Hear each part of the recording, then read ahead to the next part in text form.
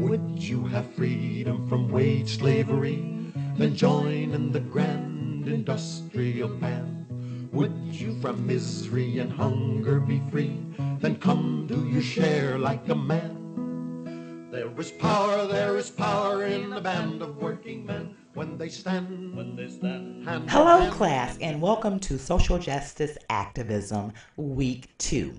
I hope that you are all doing well this week, and I want to take this time to thank all of you for your in class online introductions and your responses and your answers to week 1's discussion board. Thank you very much. Now, for those of you who did not get the opportunity to post your introductions, your answers, and responses to week 1, you will have the opportunity to do it in week 2, but you will be doing double duty.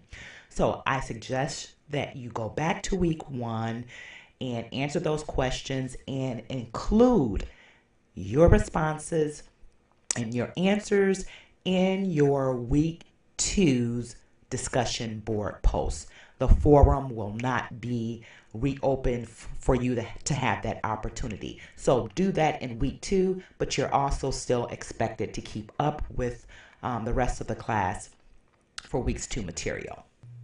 I am looking forward to your introductions. For those of you who did not get a chance to do it last week, and I'm quite sure I speak for the class too. We can't wait to meet you. So, okay, let us dig deep into week 2.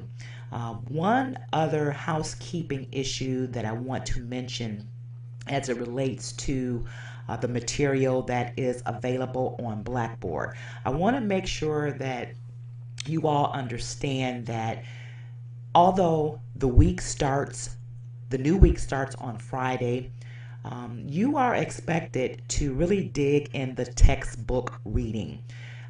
I give you all a jump start because there is a lot of reading that has to be done in order for you to be able to effectively answer the questions on the discussion board. So I purposely don't post all of the material on the discussion board. I kind of give you a couple of days to get a jump start on the reading because it's so much. And the reason why I do that, now I've been teaching this class for over the past 3 years. So lots of times students have expressed to me that the reading just really doesn't make sense and they really don't understand and the theories that are presented in the textbook. So I have constantly revisited this dilemma for students such as yourself and put myself in place of you as me viewing this from a student's perspective. The reason why I do delay posting the material because when I post a presentation and we do the weekly lectures, it will make more sense once you have done the reading. When you view the lectures in an abbreviated form, it will match what you're reading. Now, everything that I lecture about and include in the presentation, it's not always in the book. So you have to make sure that not only you read all of the material that is in the syllabus, because the readings are pretty much displayed in the syllabus, but when it comes to the presentation, there is additional information included in the presentation that is going to not only reiterate, but it's going to break the material down even more. So once you have accomplished all of that reading and then you listen to the lectures along with viewing the slides, it's all going to come together. And when it's time for you to view the clips, the films and the videos and the documentaries, all of it's going to make sense. And the only thing that you have to do is go back and refer to the information that you read in the textbook, and it will better prepare you to be able to answer the discussion questions. Lots of times I have made the presentation and the lecture available, and students do not read the material and they struggle during the course of the week. So I do this for a reason. Get the reading done, get it under your belt, and by the time the material is available on Blackboard as far as the content, it'll make life a lot easier for you because you've already done the reading, and the only thing you have to do is go back and refer and refresh yourself on what you've already covered, and that makes a life a lot easier for you to understand these theories. These theories are boring, they are dry, they are hard to understand. I get it, I totally understand it. So, this is the way that I have reformatted and restructured the class over the last 3 years, only to make it easier from the student's perspective, from your perspective. And if you are in disagreement with me, please send me an email and say that you're still having difficulty. Just let me know. I don't always make this assumption. I really listen to my students' voice. Okay, so let's get started. In my lectures, I always try to present a activist who is really in the struggle and who dedicates their life when it comes to social justice. This is Dolores Herta, and she is a labor leader and a civil rights activist. And I love this quote that she says, "Every moment is an organizing opportunity. Every person is a potential activist. Every minute, a chance to change the world." So that inspirational quote really gives activism, social justice activism, a really standing foot in society, because you don't have to be this special person in order to make a change in the world. You don't have to be a famous person to make a change in the world. Your heart makes a change in the world. Social justice is about affirming the protection of equal access to liberties, rights, and opportunities, as well as taking care of the least advantaged members of society. Now, whether something is just or unjust depends on whether it advances, advocates, upholds, or hampers, impedes, or obstructs equality, or the access to those civil liberties, to those human rights, to opportunities for healthy and having fulfilling lives, as well as whether it distributes a fair share of services to the least advantaged members of society. So we have to consider all of those things. This is what we all want. Okay, let's look at an example of what is a social structure anyway. Wikipedia says that a social structure, also referred to as a social system, is a system of social relations. Now, I know we're talking about Wikipedia here. Maybe some of your professors instruct you and tell you not to rely on Wikipedia, but I am not one of those professors. We're going to use Wikipedia as examples, and just as long as you can source in your reflective papers and in your discussion board post and anything that we write, I will let you use Wikipedia as a source. Let me get back to what a social structure is. I just wanted to make sure that I included that addendum. Now, what is a social structure? This is related to the idea of social stratification. And we know that social stratification is used as a term in sociology. And it refers to the idea that society is separated into different strata. And that strata is according to social distinctions such as race, class, and gender. Social treatment of persons within various social structures can be understood as related to their placement within the various social strata. So look at this picture here. And I'm hoping that it comes clear to you because the text within this photo is really, really small. You can look from the top down or you can look from the bottom up. Either way, you can see how society is pretty much labeled. Now, if we work from the top down, we see that there is at the top, we rule over you.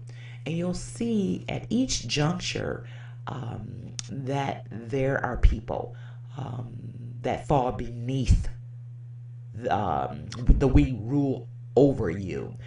Below that is we govern you. Below that is we pray for you. Below that is we shoot you. Below that is we eat for you. And below that, we work for you. And next to that, on your right hand side, is we feed you. And this is by a Russian anti Cyrus cartoonist, and this was created by this anonymous artist in the 1900s. But you can also look at this diagram, like I said, from the bottom up. We work for you, we feed you, we eat for you, we shoot you, we pray for you, we govern you, we rule over you. So, based off of how you view it, from the top down or the bottom up, there is always a layer of social stratification. And this is really important when we talk about social justice activism. And let's remember, social justice deals with the distribution of goods, and we're going to call those advantages, and the bad, those are the disadvantages that happens in society.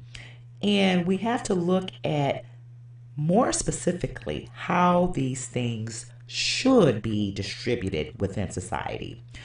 Furthermore, social justice is concerned with the ways that resources are allocated to people by social institutions. Now, some of these advantages are relevant, really relevant to social justice.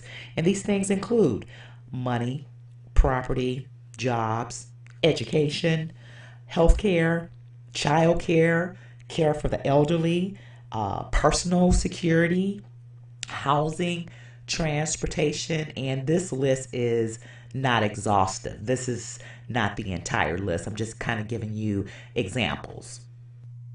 Now, social movements are not only important as catalysts of social change, but it is increasingly reflective of the participation of the civil society in validating, changing, challenging, and reshaping the social order and the structure of society.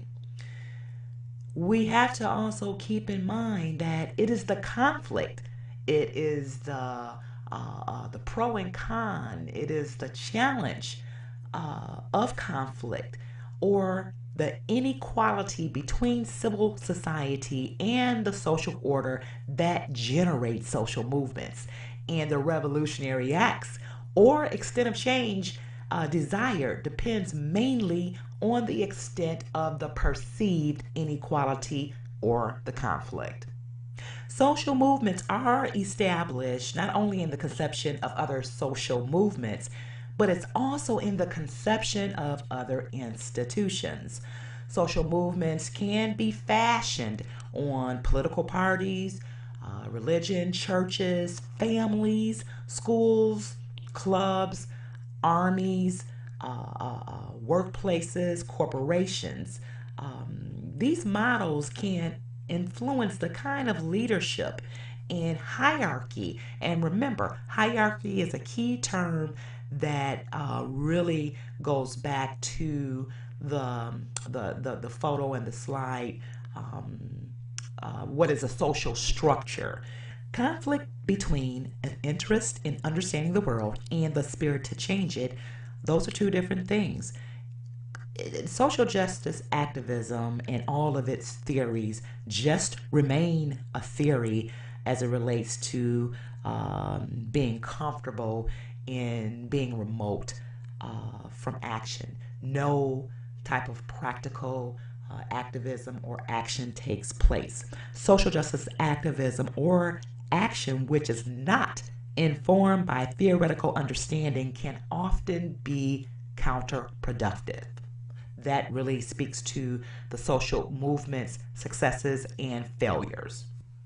In addition, we know that movement or activism involves groups of people working together to advance their shared political, social, cultural, artistic themes and or ideas, collectively generating a transformative approach to social justice activism and movement building that speaks to the needs of all remain a huge challenge of our time. Now, in this week's textbook reading assignments, and also according to scholars, the study and research of social movements had no basis relative to theories to truly understand social movements back in the 1940s. In the 1960s, the study of social change in society, social movements received very little attention. And then in the 70s, the term collective action was considered one of the most vigorous areas of sociology. So, why is that? Let's examine here. Ideas, individuals, events, and organizations are all tied together in some way, shape, or form. The birth of social movements questioned traditional practices about how people were treated.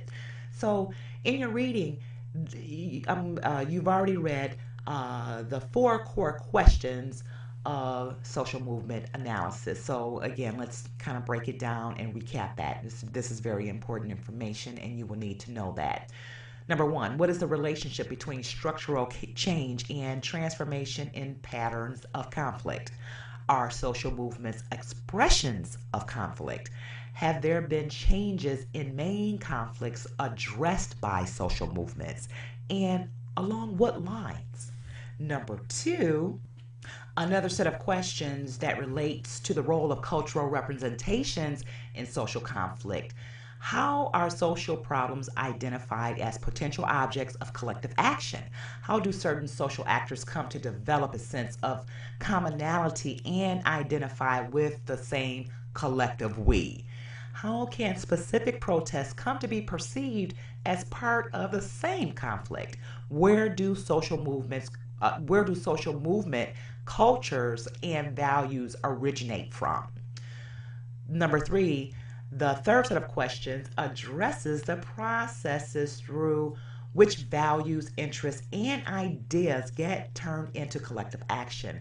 How does it become possible to mobilize and face the risk of cost and protest activity? What are the roles of identities and symbols, emotions, organizations, and networks in explaining the start and the persistence of collective action?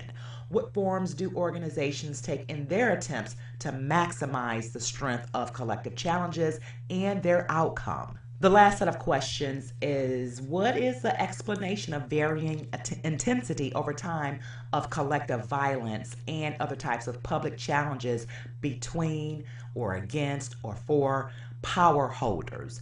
Do those traits of political systems and their attitudes toward citizen demands influence challengers' impact in the political arena? How do protest tactics and strategies change over time? How and why? According to the authors Porta and Diani of the Social Movements and Introduction required reading textbook that we're dissecting in this class, those authors note that the widening of access of higher education or entry mass of women into the labor market had created new structural possibilities for conflict and increased the relevance of other criteria of social stratification, such as gender relations. That is also considered as a Marxist view. So I want you to go back and really look at the what is social structure slide again and view it in a different context view it in different eyes. You can see the difference, and it's more clear after the readings that you have done so far with the 4 core questions of social movement analysis. So that social stratification structure, those layers and those platforms of leadership and hierarchy and authority and power, they speak to power, wealth, and prestige. Social stratification is also patterned in social inequality and includes unequal distribution of societal resources. Now let's take a look at Smelser's uh, um, 2 types of movements. One is norm oriented movement, and the other is value oriented movement. Below are Smelser's value added theory model of collective behavior necessary and adequate enough for collective behavior to manifest itself in these 6 steps. So let's look at structural conduciveness, structural strain, generalized belief. The 4th step is precipitating factors, mobilization for action, and the final step is operation failure of social control. Now, you can go back and read all of the explanations included in those 6 steps.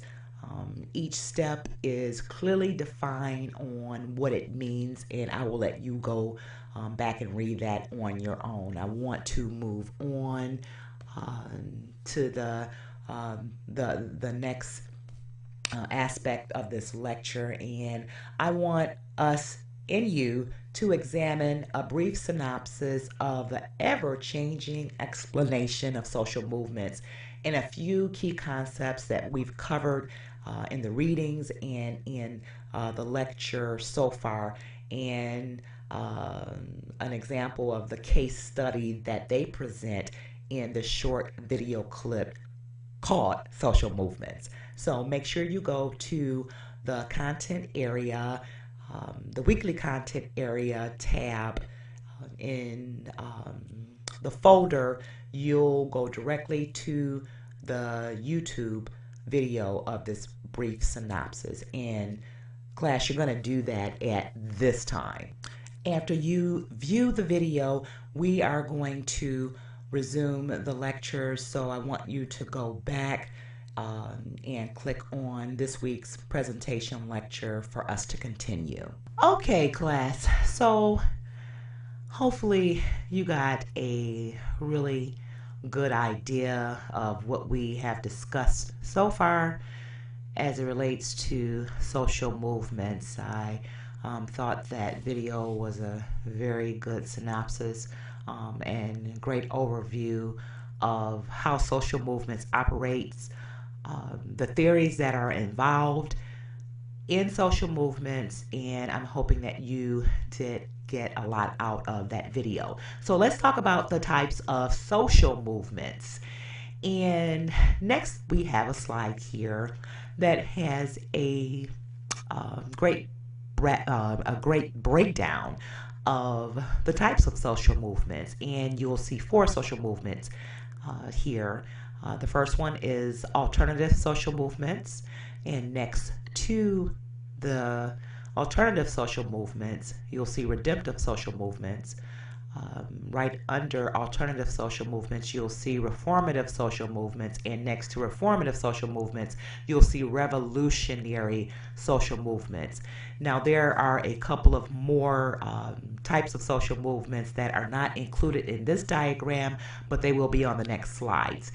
And this model is Aberley's model of types of social movements, Dr. David F. Aberley.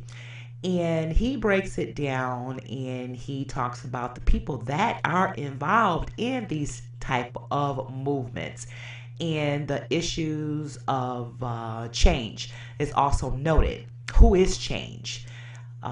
Alternative social movements and redemptive social movements are specific individuals, and reformative social movements and revolutionary movements include everyone. And this model is based off of the scholar Aberley, dated back to 1966. That's when social movements were really taking root in the 1960s. Also included in this diagram, as I mentioned previously, who is changed and how much change. The scope is the limited view of the breakdown of the type of social movements and the radical type of social movements. Here are examples of an alternative social movement. An alternative movement work towards partial change in individuals.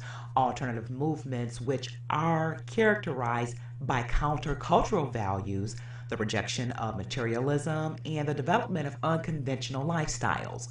Alternative movements work toward developing a parallel way of life that is ecological and spiritually viable and sustainable. And you can see examples of the photos right here on this particular slide that speak directly to the description of alternative social movements. Next, we see examples of a redemptive social movement. Now, redemptive movements seek a total change in individuals as it relates to personal choices such as religion or personal recovery movements such as AA, Alcoholics Anonymous. And these two are examples of redemptive movements. They're just a couple of examples. These are not exhaustive examples depicted in the photos. Here we have examples of revolutionary social movements. Now, revolutionary movements seek to completely change every aspect of society and may make claims to control the state or some portions of the state. It can also mean to overthrow an oppressive government.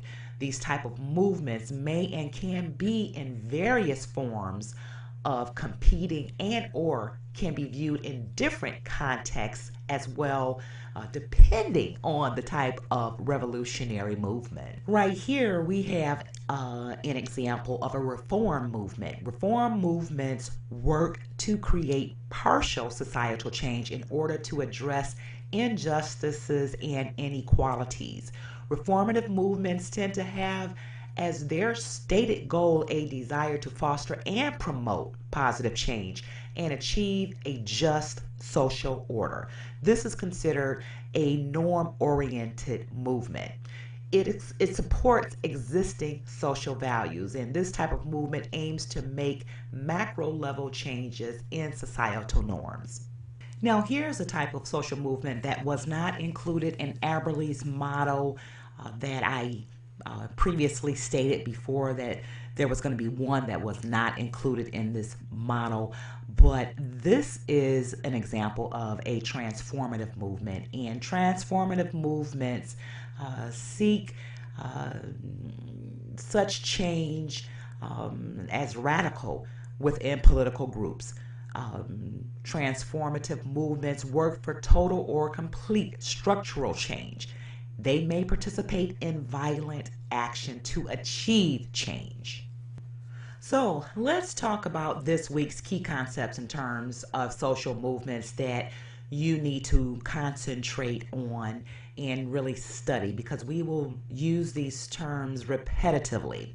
So the terms that you really want to focus on and pay attention to is collective action or joint action, collective behavior, solidarity, change-oriented goals, resource mobilization, collective identity, a degree of organization. That's a key concept that you really need to pay attention to. The term coalition, the definition of consensus. These are all important terms that you need to really, really focus on and commit to knowing. I did not break down the definitions. The terms are in your textbook readings, so that's why it's important that I note the the specific key concepts that we're covering this week. I did not do all of the key concepts related to all of the chapter readings in all of the textbooks that your readings are focused on this week. I actually gave you an idea of what you need to concentrate on. Now, you also need to know that a degree of temporal flow and some extra institutional collective action, or at least a mixture of extra institutional, meaning protesting in the streets, and institutional political lobbying activity. These are concepts that you need to know as well. And you also need to know the characteristics of social movements, and you need to also know that the characteristics are involved, and the characteristics are very important to know when involved in incompatible relations with clearly identified rivals. And again, conflict. Conflict is usually the catalyst as to why people become activated in specific types of social movements that are important to them or you. So, class, at this time, this is where we're going to view another documentary. This particular documentary is about an hour and 26 minutes long. It's called Labor Action 15 Battles for a Better World. It's a really great documentary. It's going to give you key insight on different issues related to the labor movement. We're going to continue this theme of labor in week 2. We touched on it in the beginning in week 1. So go to the link where you will see the link in week 2 content tab on Blackboard. I have specifically put that in week 2 so you can go directly to the link and view the documentary. And also, please view the social justice articles in the news tab. There's a great article on history.com related to the history of the labor movement, facts and summary, and that is also located in week 2's content tab. Please read that because it will be related to this week's discussion questions, which we are going to kind of give an overview after you watch the film and review the social justice news article. So once you do that, then we're going to move into the conclusion of week 2's lecture. So go ahead and watch the film and view and read the article. Also, I want to note, this is the beauty of an online class. I don't have to tell you that, okay, now it's time to take a break. You can take a break anytime you want to. That is totally up to you because you can always come back and review the materials, pick up where you left off, get something to eat, go out to dinner. This is the beauty of an online class. So you take a break whenever you feel that it is necessary for you to take a break. Okay, class, now after viewing the film, I'm hoping that all of you understand the method to this class's madness. So, based off of what we have covered in the lecture so far, and after reviewing the videos and the documentaries, now these things should be coming together for you based off of all of the materials digested in the textbook readings. This is the whole purpose of really reading the material and then coming back and then really being able to apply your level of understanding to what has been covered so far. So, again, become familiar with week 2 key concepts. You will be applying your understanding of these terms in this week's discussion board form on Blackboard. You're going to also continue to do it throughout the duration of the semester. And it's also going to be very important, and it's going to relate to your reflection papers, your midterm, and your final multimedia assignments, as well as any extracurricular assignment activities that you choose to take part in that will be posted uh, uh, for this class. Now, these are the considerations that I want you to think about and keep it in mind. So, in the United States alone, there have been many important and significant social movements.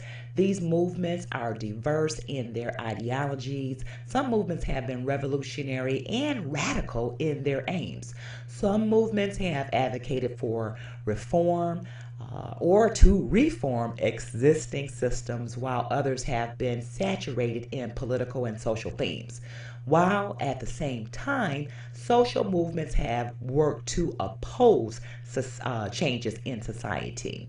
And remember, social movements are fluid. Social movement, social justice activism, the definitions, they're fluid and they're ever changing as it relates to the different types of social movements that we will be focusing on throughout the remainder of the semester. Now, although you're getting and receiving the lecture presentation, discussion questions, and everything pertaining to this week's information on today, you have already done the readings. At least I'm hoping that you have already done the readings by now. So, this week's discussion questions are: identify and define the terms collective action, collective behavior, collective identity, and post your answers on Blackboard. You will also be answering which key concepts in week 2 are evident in the social justice in the news article posted on Blackboard and in the film documentaries located on Blackboard. The documentary Labor Action 15 Battles for a Better World. I also want you to answer why these concepts are evident. And please give specific examples, 1 to 2 paragraphs, that's all. And also 1 or 2 paragraphs that relate to the article that it is on Blackboard. Give those examples.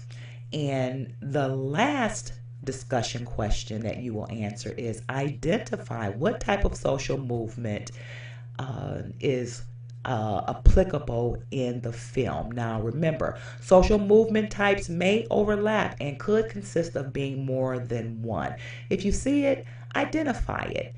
This is going to be really evident in the film Labor Action 15 Battles for a Better World. And this question is going to be based on Aberley's motto, in addition to the transformative movement that's not included in Aberley's motto. So why do you feel this way in your answer? I want you to give an example, 1 to 2 paragraphs. So this is going to be relatively easy. Now, as it relates to the discussion questions, it would really help if you would address the discussion questions before the due date. It really serves as a rich and robust and quality discussion board form throughout the week. I do suggest that you do it well before the due date, but remember, you still have to get it in at least by the due date. That is just my encouragement to you, so you can be able to interact with each other online in the Blackboard platform, because you are expected to read your classmates' posts. You are expected to answer and respond to their posts, as well as my post and the original questions, the original discussion questions.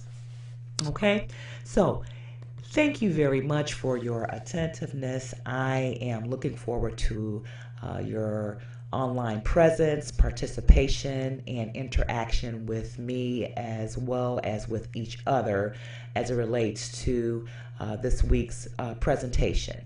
Please don't hesitate to Let me know via email if you have any questions or concerns, or if there's anything that is unclear in the weekly presentations. Please email me. Remember, give me 24 to 48 hours to respond to your email. I'm not ignoring you. I just need for you to give me that amount of time, and that's what I expect from you as well. When I email you, 24 to 48 hours for you to respond to me.